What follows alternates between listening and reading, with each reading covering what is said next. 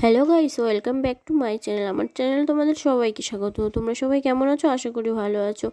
তো চলো দেখা যাক, আজকে পিঠে বানাবো। তো পিঠে বানানোর জন্যই আমি এই ডোটা বানিয়ে নিয়েছি। দেখো কি সুন্দর করে আমি গুলিয়ে নিয়েছি, কিন্তু আমার দুর্ভাগ্য পিঠেগুলো হচ্ছিলই না। অনেক চেষ্টা করার পর এত বাজে অভিজ্ঞতা হয়েছে আমার সেদিন পিঠে বানাতে গিয়ে।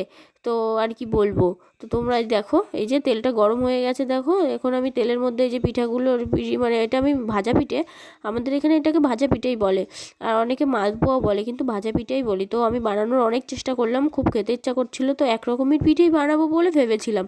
তো দেখো তারপরে এই যে তেলের উপর দিলাম, আর কি বাজে হয়ে যাচ্ছিল জিনিসগুলো। কেন হচ্ছিল আমি বুঝতেই পারছিলাম না, কি কারণে, কি কমতি আছে। তো অনেক চেষ্টা করার পর কি বাজে বাজে হলো। তো কথাতেই আছে যে একবারে যদি না হয় চেষ্টা করো শতবার।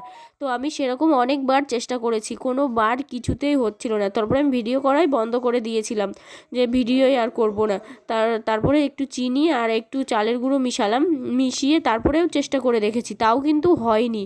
আমি তারপরে কি করেছি, তারপরে তোমাদের দাদাভাই যেহেতু খেতে চাচ্ছিলো, সন্ধ্যাবেলায় একটা কিছু খেতে হবে, তো বলছিল করো। তো আমি করার চেষ্টা করলাম অনেকবার, তো আর হলো না।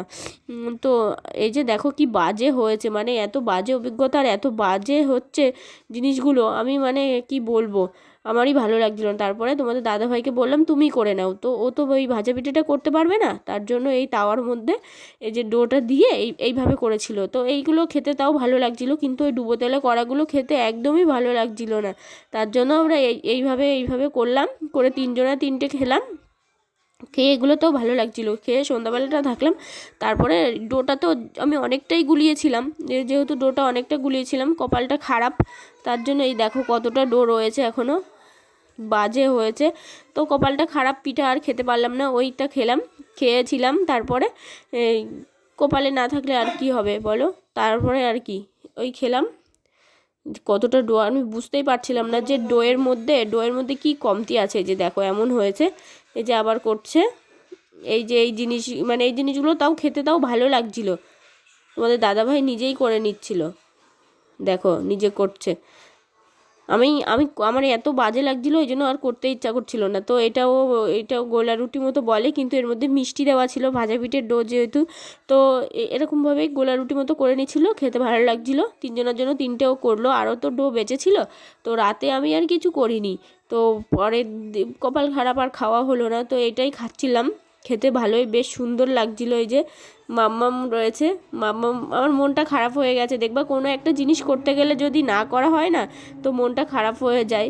তো মনটা আমার খারাপ হয়ে গেছিলো, ভালো লাগছিলো না কিছুই। কি হলো, এমন হচ্ছিল কেন, কিছুই বুঝতে পারছিলাম না।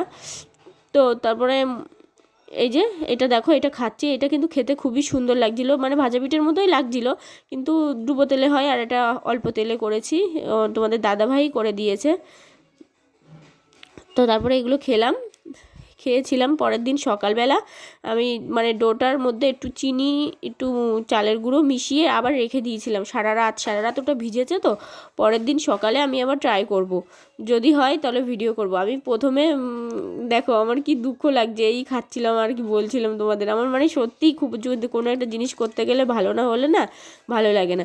দেখো পরের দিন সকালে পিঠাগুলো কি সুন্দর হয়েছে, দেখো তোমরাই দেখো কি সুন্দর হয়েছে। এগুলো পরের দিন সকালবেলা আমি আবার করছিলাম, তখন আমি প্রথমে ভিডিও করিনি যে কেমন হবে না হবে, তারপরে লাস্টে করা হয়ে গেছে, তখন আমি ভিডিও করেছি। দেখো কি সুন্দর ফুলেছে আর কি সুন্দর উঠেছে। তো তোমাদের আজকের ভিডিওটা কেমন লাগলো অবশ্যই কমেন্ট করে জানিও। টাটা, বাই, ভালো থেকো।